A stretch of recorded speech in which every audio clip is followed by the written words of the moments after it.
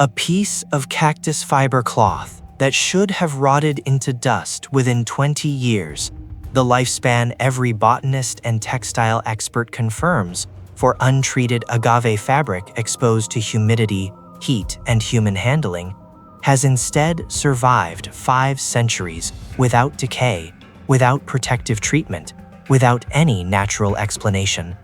It has endured acid spills that should have dissolved it, a 1921 anarchist bomb that twisted a solid iron crucifix like a pretzel, yet left the unprotected glass frame intact, and floods that submerged it underwater, yet caused no mold, no disintegration, no damage. The Tilma of Juan Diego, housed in the Basilica of Our Lady of Guadalupe in Mexico City, receives over 20 million pilgrims annually, making it the most visited Catholic shrine on Earth after the Vatican. And every one of them sees an image that NASA consultants, Nobel Prize-winning chemists, and atheist physicists have examined and admitted defies every known law of chemistry, optics, and material science. In 1936, Dr. Richard Kuhn, recipient of the Nobel Prize in Chemistry in 1938 for his work on carotenoids and vitamins, analyzed fiber samples from the Tilma under the commission of Mexican Catholic authorities and German scientific institutions. His written conclusion, preserved in laboratory archives and cited in countless studies since. The pigments used contain no known elements of animal, mineral, or vegetable origin. The colorants do not correspond to any dye or paint available in the 16th century or identifiable in modern chemistry. I cannot explain the composition or how this image was created. A Nobel laureate, trained to identify molecular structures, someone who'd spent decades mastering every compound and element, declared the colors scientifically impossible. In 1979, Dr. Philip Cerna Callahan, a biophysicist and NASA consultant specializing in infrared photography used in space exploration to detect heat signatures and material composition on distant planets, brought sophisticated equipment to examine the image. His findings, published in peer-reviewed journals, the colored portions of the image have no underdrawing, no preparatory sketch, no sizing or priming of the fabric, as every painting in human history requires. The pigments, when examined under infrared and ultraviolet light, appeared to float approximately 0.3 millimeters above the surface of the cloth, suspended in space without any medium binding them to the fibers. Callahan wrote, "There is no way to explain how the image was formed. It's as if someone projected a photograph onto the fabric and it simply burned itself into existence, without heat, without chemical process, without human hands." He later testified that examining the Tilma was the most inexplicable phenomenon I've encountered in 40 years of scientific imaging work, including anomalies observed in satellite photography. But perhaps the most unsettling discovery came in the 1920s through 1970s, when ophthalmologists and optical engineers, using progressively more powerful magnification technology, examined the eyes of the Virgin in the image, eyes that measure approximately 7 to 8 millimeters in diameter on the cloth. What they found violates every principle of medieval or Renaissance painting.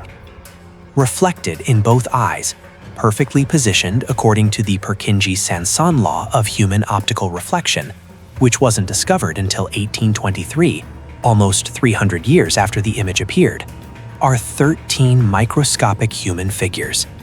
These figures, including a seated bishop, a kneeling indigenous man, a Spanish interpreter, and several observers, are visible in both eyes at the exact angles and distortions that would occur if a living human eye had witnessed that scene and somehow frozen the reflection permanently.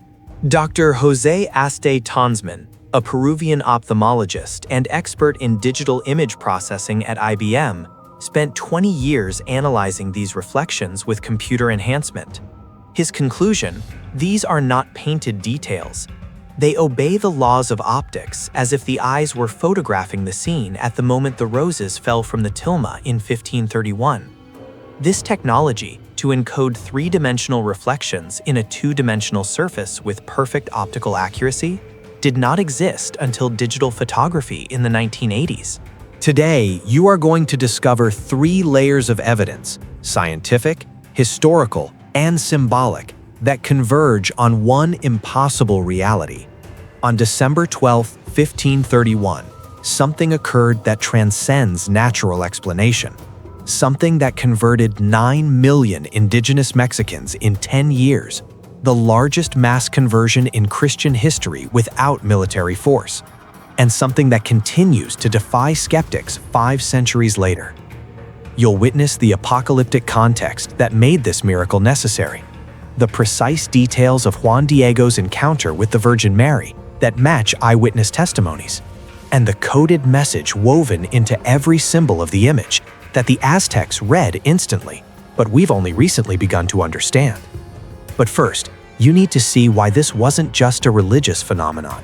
It was the moment an entire civilization, teetering on the edge of extinction, chose life over despair. And the man God chose to deliver this message? A 57-year-old widowed weaver whom the Spanish colonial system considered nobody worth remembering. Tenochtitlan, the Aztec capital built on islands in Lake Texcoco, a city of over 200,000 inhabitants, with aqueducts, floating gardens, and pyramid temples rivaling anything in Europe, fell to Spanish conquistador Hernán Cortés and his 600 men, plus thousands of indigenous allies from rival tribes, on August 13, 1521. The siege had lasted 75 days.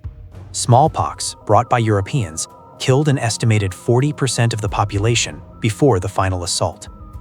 When the Spanish entered, the streets were choked with corpses, the canals ran red, the temples stood shattered, their idols toppled, their altars, which had witnessed tens of thousands of human sacrifices annually to gods like Huitzilopochtli and Quetzalcoatl, smashed to rubble. For the Aztecs, this wasn't just military defeat. It was cosmic annihilation. Their worldview held that the sun god Huitzilopochtli required daily human blood sacrifices, or the sun would fail to rise, plunging the universe into eternal darkness. Now their gods lay broken, their priests executed, and yet, horrifyingly, the sun still rose. Which meant either their entire cosmology was a lie, or worse, their gods had died. The surviving indigenous population, estimates suggest 80% mortality from disease and war by 1530, faced spiritual vertigo. Everything they'd believed, the framework that explained existence, had collapsed. Spanish missionaries, primarily Franciscans, like Bishop Juan de Zumarraga, who arrived in 1528, attempted evangelization. They preached Christ, translated prayers into Nahuatl, and baptized thousands. But to the Aztecs, these strange priests represented the religion of their conquerors, the god of those who destroyed their world. The missionaries meant well. Many genuinely loved the indigenous people and defended them against Spanish abuses.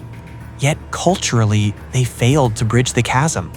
They condemned the old gods as demons, theologically correct, pastorally clumsy, destroyed every codex and artifact they found, erasing the Aztec written history, and demanded conversion to a faith that felt alien, imposed, cold. By 1530, 9 years after the conquest, baptism numbers had plateaued, despair ruled, suicide rates soared. The indigenous population was dying, not just physically, but spiritually, convinced their extinction was divine judgment. Into this apocalypse walked Cuauhtlahuatzin, he who speaks like an eagle, born around 1474 in the village of Cuautitún, 12 miles north of Tenochtitlan. Not the god who demanded blood and died when altars fell. Love, compassion, help for the suffering. She continued, "Go to the bishop in Mexico City and tell him what you have seen and heard. Tell him that I wish a church built here, on Tepeyac, so that I can give my love to your people." Juan Diego, terrified, stammered, "My lady, I am a nobody. The bishop is Spanish, powerful, educated. He will not listen to me.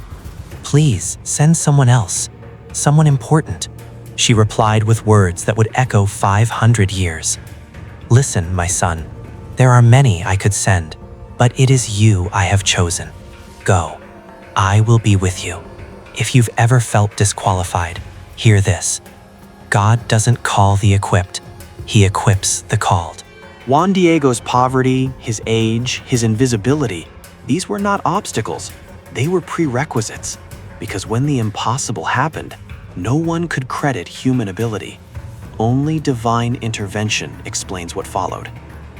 Juan Diego descended Tepeyac, walked the remaining miles to the Spanish bishop's residence in Mexico City, and after hours of waiting in corridors with servants dismissing him, finally gained an audience with Bishop Juan de Zumárraga, a Basque Franciscan, 64 years old, scholarly and kind, but overwhelmed by the chaos of colonial administration. Zumárraga listened politely as Juan Diego, through an interpreter, since the bishop spoke limited Nahuatl, recounted the vision. The bishop's response was gentle but firm. "My son, many people see things. Visions can be dreams or tricks of the devil to deceive the simple. If the lady is truly who she says, she will give a sign. Return if she appears again." Juan Diego left crushed, convinced he'd failed. The bishop's secretary, a young Spaniard named Juan Gonzalez, later testified he'd seen Juan Diego weeping outside the palace, muttering, "I told her I was too small." That evening, Juan Diego returned to Tepeyac and told the lady he'd failed. She replied with infinite patience, "My little son, there are many messengers I could send, but I want it to be through you that my will is accomplished. Tomorrow, go again to the bishop. Tell him it is I, the Virgin Mary, who sends you." Sunday, December 10th, Juan Diego returned to the bishop, this time with more details, more urgency. Zumárraga listened longer, but remained skeptical. "A sign, Juan Diego. Bring me an unmistakable sign that this is truly the Mother of God, and I will build the church with my own hands if necessary." Juan Diego left more discouraged. How could he, an illiterate weaver, produce a sign that would convince a university-educated European bishop? Monday, December 11th. Juan Diego didn't go to Tepeyac. His uncle, Juan Bernardino, who lived with him and was his only remaining family, had contracted cocolitztli, likely typhus or smallpox, and lay dying. Indigenous people knew these European diseases were death sentences. No cures existed. Juan Diego spent the day and night trying to comfort his uncle, praying desperately. By Tuesday dawn, December 12th, Juan Bernardino was unresponsive, burning with fever. Juan Diego made a decision. He'd bypass Tepeyac, take a different route around the east side of the hill, and get to Tlatelolco to bring a priest for his uncle's last rites. He couldn't face the lady with this failure. He couldn't bear to tell her he hadn't even asked the bishop for the sign yet, because doubt had paralyzed him. But as he hurried around Tepeyac's base, she appeared in his path. "Juanito, where are you going in such a hurry?" he confessed. "My lady, my uncle is dying. I must get a priest. Forgive me, I failed your mission." She looked at him with such tenderness that witnesses later said Juan Diego wept describing it. "Listen, put it into your heart, my youngest and dearest son. Nothing should frighten or grieve you. Let not your heart be disturbed. Do not fear this sickness, nor any other sickness or anguish. Am I not here who am your mother? Are you not under my protection? Am I not the source of your joy? Are you not in the hollow of my mantle, in the crossing of my arms? What else do you need?" Your uncle will not die of this sickness. At this very moment, he is cured. Juan Diego stood frozen. Could it be true? She smiled and continued. "Now climb to the top of the hill where you first saw me. There you will find flowers. Cut them and bring them to me." Flowers? On Tepeyac? In December? On volcanic rock? Every part of his natural mind screamed impossibility, but he obeyed. And when he reached the summit, the same barren stones where nothing had grown for months, the hilltop bloomed. Castilian roses, the red roses native only to Spain, never seen in Mexico, requiring temperate climate and cultivated soil, spread across the rocks like a garden transplanted from another continent and season. The fragrance overwhelmed him, sweet, rich, utterly out of place. He gathered them in his tilma, the simple agave fiber cloak he wore, filling it until he could barely carry the weight. He descended carefully, cradling the bundle, and presented them to the lady at the hill's base. She took each rose from his arms, arranged them with her own hands. This detail, preserved in testimony, emphasizes her maternal care, her personal involvement in every detail, and then placed them back into his tilma, folding the cloak closed over them. "My son, these flowers are the sign. Take them to the bishop. Show them only to him. Tell him this is the proof he demanded, and the church will be built." Juan Diego, roses hidden in his tilma, walked back to the bishop's palace. The guards tried to turn him away. He'd already bothered the bishop twice. But when they glimpsed the rose's color peeking from the cloak's edge, they called the bishop. Zumarraga came, surrounded by his household staff, priests and servants. Juan Diego knelt, opened his tilma, and the roses cascaded to the floor. Impossibly fresh, impossibly fragrant, impossibly present. But no one looked at the roses. They fell to their knees, staring at the cloak. Because there, imprinted on the rough agave fabric, in colors that seemed to glow from within, was an image of the woman Juan Diego had described. Not painted, not drawn, simply there. The bishop wept, begged Juan Diego's forgiveness for doubting, and immediately ordered a chapel built on Tepeyac. Within days, Juan Diego brought the bishop to meet his uncle, who was indeed healed completely, and who testified the lady had appeared to him the same moment she told Juan Diego, saying, "Call me Holy Mary of Guadalupe." The Spanish heard Guadalupe, a Spanish shrine's name. Scholars now believe she said Cuatlaxopeu in Nahuatl, meaning she who crushes the serpent, a direct reference to Genesis 3:15 and the Aztec serpent god Quetzalcoatl. The name itself was a coded message. I come to destroy the old gods and give you the true God. But here's where science enters and stops cold. Because the image that appeared on that tilma, now encased in bulletproof glass, climate-controlled, and examined by more scientists than perhaps any religious artifact except the Shroud of Turin, has properties that, 5 centuries later, remain utterly inexplicable. In 1936, as mentioned, Dr. Richard Kuhn's Nobel-winning analysis concluded the pigments are unidentifiable. But it gets stranger. In 1946, a fiber from the tilma was examined under microscope.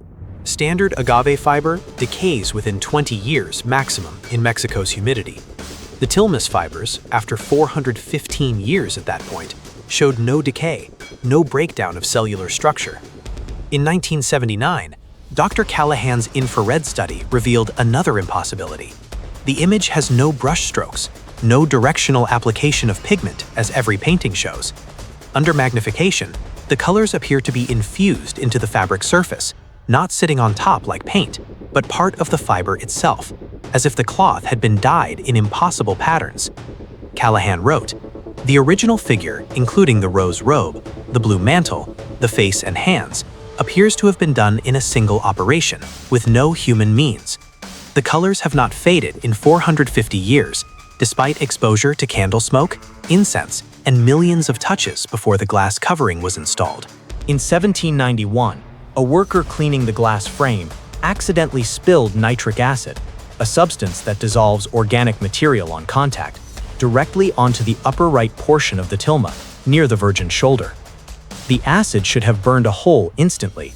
Instead, witnesses testified the liquid beaded and ran off the fabric, leaving only a faint watermark stain that remains visible today as evidence of the incident, but did no structural damage.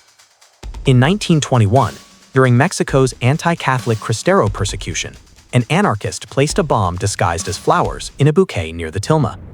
The explosion was massive. It twisted a solid bronze crucifix into a pretzel. That crucifix is still displayed, bent at impossible angles, shattered windows throughout the basilica, and damaged marble steps. The tilma, behind only simple glass at the time, was completely untouched.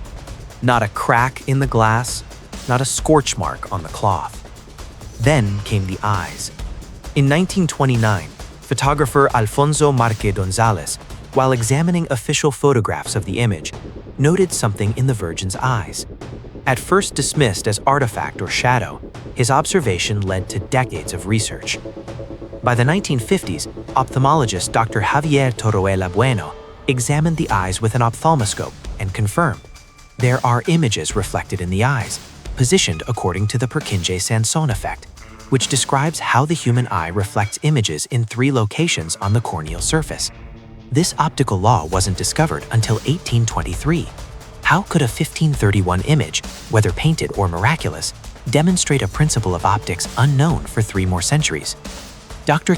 José Aste Tonsman's computer analysis in 1979-1999 digitally enhanced the reflections. At magnifications exceeding 2,500 times, 13 distinct figures appear in both eyes. A seated elderly European man, identified as Bishop Zumárraga, a kneeling indigenous man with open tilma, Juan Diego at the moment of revelation, a standing Spanish translator, a black servant, there were African slaves in Spanish households, an indigenous woman, a mestizo couple, and several children. These figures are positioned at different depths and angles in each eye, exactly as a 3-dimensional scene would reflect in a living human eye observing it from that position. Tonsman, an agnostic scientist, stated publicly, "This is not art. This is not medieval painting. This is by every technical measure a photograph, a frozen moment captured with optical precision that did not exist in 1531, that did not exist until the invention of photography in 1839, and that could not be reproduced, even with modern techniques, at this microscopic scale." In 1982, researchers using thermal imaging measured the surface temperature of the tilma. The cloth registered 36.6 degrees Celsius, 98.6 degrees Fahrenheit, the exact temperature of living human skin. The room around it was 20 degrees Celsius. No heating element, no light source, no explanation. The cloth radiates heat as if alive. In 2009, during maintenance, workers noticed the stars on the Virgin's mantle. There are 46 gold stars painted or imprinted, since no brushstrokes exist, on the blue cloak.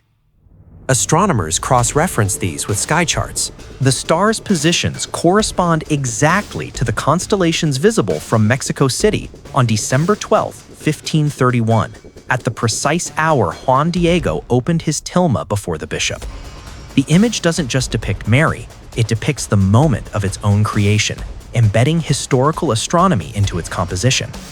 If this were medieval fraud, a theory skeptics still desperately cling to, it would require pigments that don't exist on Earth, application technique that leaves no tool marks, optical knowledge 300 years before its discovery, astronomical precision in an era when such charts didn't exist in Mexico, heat-generating fabric, acid-resistant material, bomb-proof fragility, and the ability to encode microscopic 3-dimensional figures in painted eyes. Any one of these would be improbable. All of them together? Dr. Callahan's final words in his NASA report. I can only conclude, from a scientific standpoint, that this image should not exist by any natural process we understand. But science only measures the physical. The deeper miracle was how the Aztecs received this image, because to them it wasn't a picture. It was a text, a complete theological message written in their visual language that the Spanish never understood. Aztec culture, though sophisticated in mathematics and astronomy, used pictographic writing, codices filled with symbols representing concepts. When the Spanish destroyed these codices, only about 15 survived from thousands, they erased Aztec literacy. But the Aztecs who survived looked at the image on the tilma and read it instantly. Within 10 years, from 1531 to 1541, approximately 9 million indigenous Mexicans converted to Catholicism, documented by baptismal records from Franciscan missions across the territory, preserved in ecclesiastical archives, and studied by historians as the largest, fastest mass conversion in Christian history without coercion or military force. Why?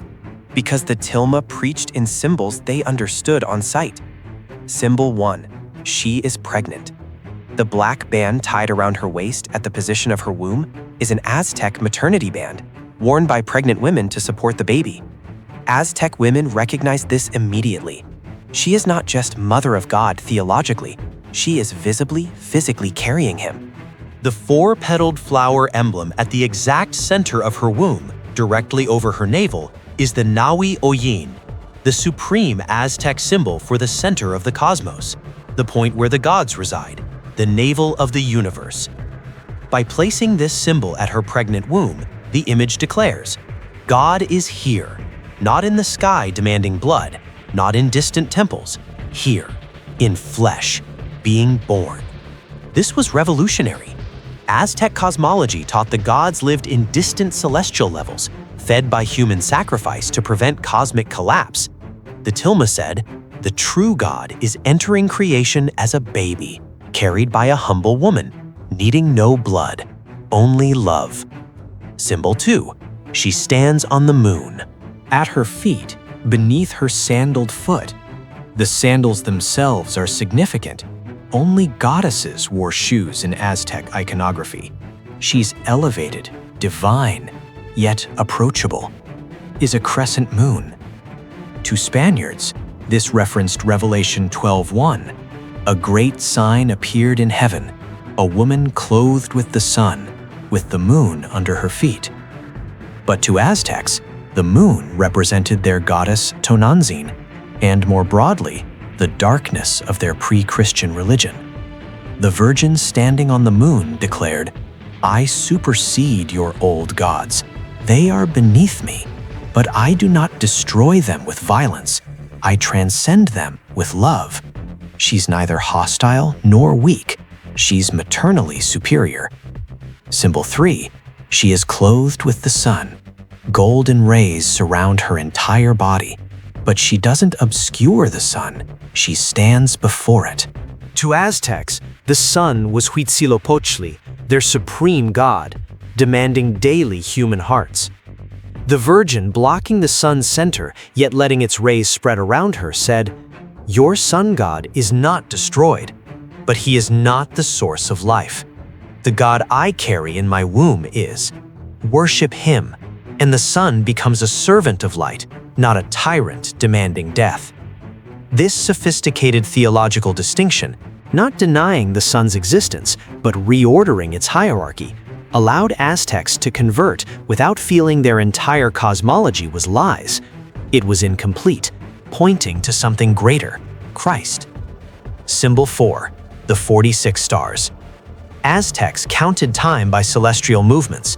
The exact astronomical positioning of those stars told them, this event is real, historical, occurring at a specific moment in your time, not myth, not legend, witnessable truth. Within months of the tilma's appearance, indigenous Aztecs were traveling hundreds of miles to see it. Spanish missionaries reported conversions they hadn't achieved in 10 years happening in days. Baptism lines stretched for miles. Why? Because for the first time, God spoke their language. Not Spanish, not Latin, not through conquerors, but through symbols they'd used for centuries, now pointing to Christ. The evangelist wasn't a European priest. It was an image created by God himself, given to an indigenous nobody, speaking in indigenous grammar. Maria de Guadalupe preached better than any human missionary because she was one of them, brown-skinned, Nahuatl-speaking, carrying God not as threat, but as gift. This is why secular historians cannot dismiss Guadalupe as merely religious. The sociological impact is undeniable. By 1541, the indigenous suicide rate had plummeted, violence decreased, and a hybrid Catholic-indigenous culture began forming that persists today. The Basilica of Guadalupe is the most visited Marian shrine on Earth. Every December 12th, over 6 million pilgrims arrive, many walking hundreds of miles, many on their knees for the final stretch. Guadalupe is not just Mexican Catholicism, it's the foundation of Mexican cultural identity. When Father Miguel Hidalgo launched Mexico's independence movement in 1810, his battle cry was, "Long live Our Lady of Guadalupe." Her image flew on rebel flags. When atheist revolutionaries tried to destroy the church in the 1920s Cristero War, peasants died defending Guadalupe churches, shouting, "Viva Cristo Rey y la Virgen de Guadalupe." She transcends religion. She is the mother who saw invisible natives when Spanish conquerors didn't, who spoke when the conquered were silenced, who dignified those the world despised. And she still does. Because the message of Guadalupe isn't "look at this old miracle." It's "God sees you, invisible one. He chooses you, small one. He dignifies you, despised one."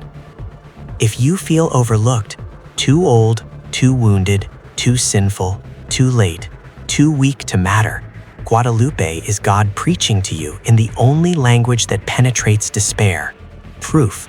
Scientific, impossible, undeniable proof that heaven breaks into history, that Mary intercedes for the suffering, that God uses the last, the least, the lost for missions that shake nations. You're standing where Juan Diego stood in 1531.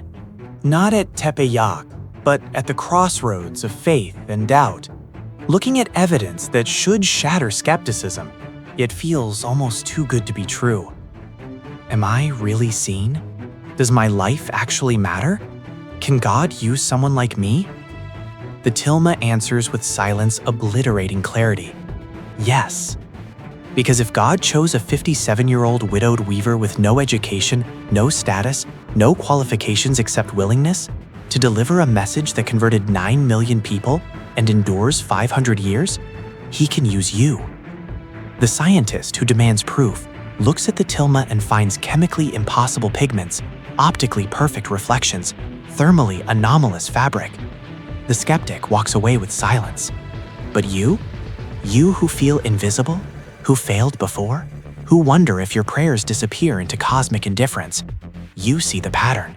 God specializes in elevating nobodies.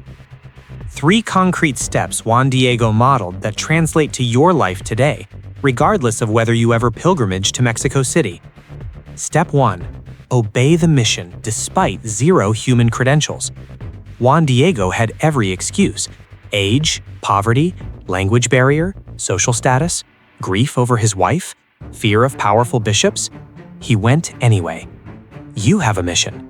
Maybe it's praying for a wayward child, or speaking truth to a friend drowning in sin, or simply showing up faithfully when every emotion screams, "Give up."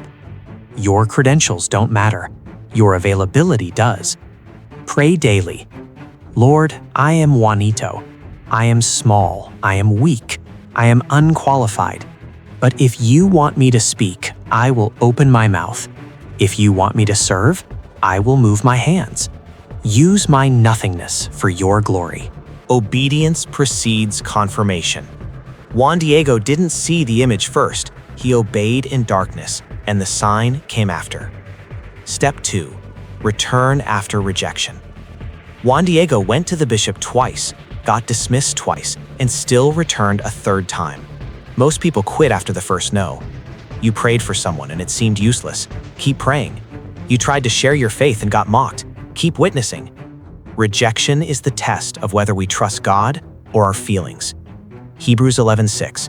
Without faith, it is impossible to please God, because anyone who comes to Him must believe that He exists and that He rewards those who earnestly seek Him. Earnestly means repeatedly, persistently, without guarantee of immediate results. Keep knocking. The roses come when the bishop demands a sign, not when you demand it. Step 3. Trust that Mary arranges the details when you bring the empty tilma. Juan Diego brought nothing but a cloak and obedience. Mary filled it with impossibility. You bring your insufficiency, empty prayers, weak faith, broken past. She fills it with grace. This is the tilma's deepest lesson. You provide the fabric, your life, your availability, and heaven provides the image, the outcome, the miracle, the conversion. Stop trying to manufacture results. Bring the empty cloak. Open it before the bishop. Bring your nothingness before God. The roses will fall, and the image will appear, but not by your engineering, by divine intervention through your cooperation. Picture Juan Diego opening that tilma. The roses, red, fragrant, impossible, tumbling to the stone floor, scattering across the bishop's feet. Everyone gasps, reaches to pick them up. But then someone points. Look at the cloth. Juan Diego turns the tilma around, still holding it, and sees for the first time what has appeared. He doesn't understand how. He doesn't understand why. He only knows that he obeyed, and heaven responded. The flowers fell, temporary and perishable, but the mother remained, permanent and indestructible, pressed into the fabric of his obedience forever. That image is you. The mission God gave you, raise that child in faith, endure that suffering with grace, speak that truth in love, persist in that prayer, feels like holding empty fabric. But your obedience is the tilma. And when you finally open it before heaven's throne at the end of your life, you will see that every invisible act of faithfulness left an imprint. The world saw nothing. You felt nothing. But the image was forming all along, visible only to God, preserved eternally.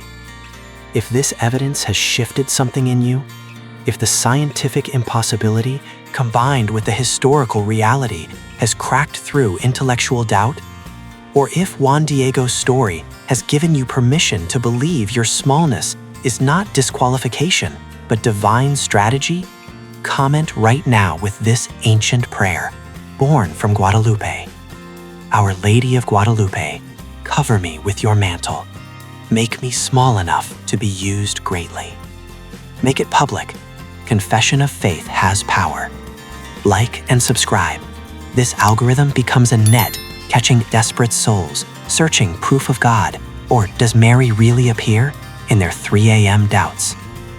Share this with one specific person. That friend who's left the church because it's all superstition. That family member who demands, show me evidence. That stranger in your life who feels invisible and purposeless like Juan Diego did. Mary chose an image, not just a vision, because images travel. They cross borders, languages, centuries. You're the Juan Diego of 2025, carrying this message to your bishop, whoever God puts in your path. Open the tilma. Let the roses fall. Trust that the image is forming even when you can't see it yet. 500 years later, 20 million pilgrims a year, 36.6 degrees of inexplicable warmth radiating from fabric that should be dust, eyes reflecting a scene from 1531, as if heaven paused to photograph it permanently. The tilma still preaches, not in Spanish or Nahuatl, but in the universal language of evidence meeting faith, and it whispers your name. Juanito, Juanita, smallest of my children, where are you going? Come, I have a mission only you can fulfill. Bring me your emptiness. I will fill it with impossibility. Answer her.